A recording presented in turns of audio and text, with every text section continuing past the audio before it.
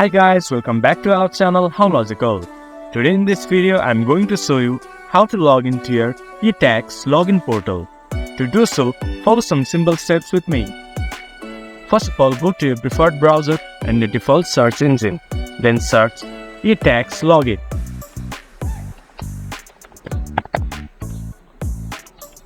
Then go to the first result that shows up or go to secure.etax.com.au/login.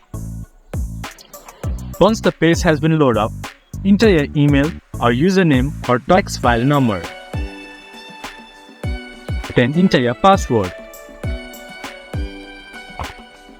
To make login easier, you can click on Remember My Username, but I do not recommend you doing it in a public computer. Once you have entered your login credentials, press Login. Then you should be able to access your ETax login portal.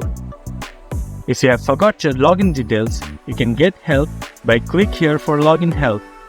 But this was for today's video. If you guys find our video helpful, please leave a like and comment. And do not forget to subscribe our channel and hit the bell icon. I'll see you guys again in our next video. Thank you.